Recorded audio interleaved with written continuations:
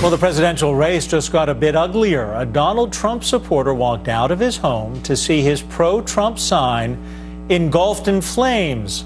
Joining us now, creator of the sign, Scott Lobato, and a victim of what he's calling a hate crime, the owner of the property, the house, and the sign, Sam Pirazzolo. And I want to start with you, Sam.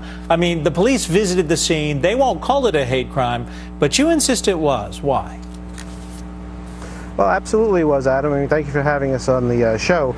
If you look at the property here, someone had to climb over the fence that I had on the property. They had to walk 20 feet into the property, and they burned my personal property and they set it on fire. You know, had that been a religious monument, had it had anything to do with someone's sexuality or anything like that, automatically would have been a hate crime. You know, in this country, we've created crimes for specific people or for specific groups of individuals, and we've forgotten about everybody as a whole.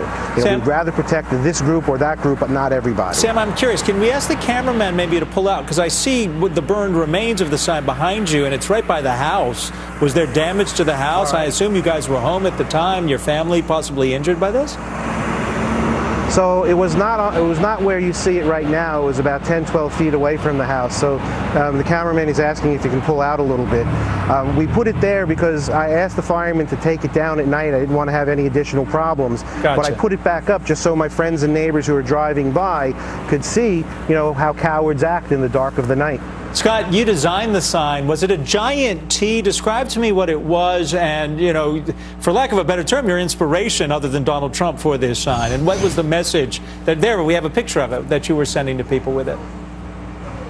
Yeah, actually, I came up with the idea because it was very frightening and pretty disgusting that so many Trump supporters with their shirts or their signs or their hats were being violently attacked. And you could just go online, you see all this video, and I was just appalled by this. Now, I'm an artist, so, you know, this is a work of art I created for that purpose.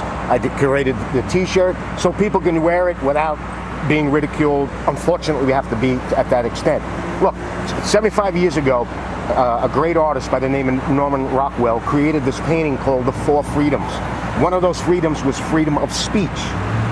This is 75 years later, this is my version of freedom of speech. Sure. You know, you don't have to like my art. I don't like certain art, you know, but to come on the man's property and almost burn his house down and to destroy my freedom of expression, we're not supposed to be in this. Sam, this is not America. This is not where it's supposed to be. I heard that Donald Trump actually called, was it you today? And if it was you, he called you both. What did he say to you? What did he say to both of you? He happened to call me, and Scott was with me, so I'm very grateful for that, and we're very honored to speak to the next president of our country. But he called, he said that his campaign had heard about what was going on, and he asked them to get my phone number.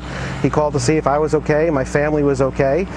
He was, you know, very happy that we were, and Scott and I explained to him that tomorrow at 3 o'clock we're putting up an even bigger T than we have now, and he thought that was really great. And then he spoke to Scott. I'll let Scott tell you. He actually said we were more famous than him today because he said he was watching it all day. But I did get to tell him that I'm going to make it bigger and it's going to be huge.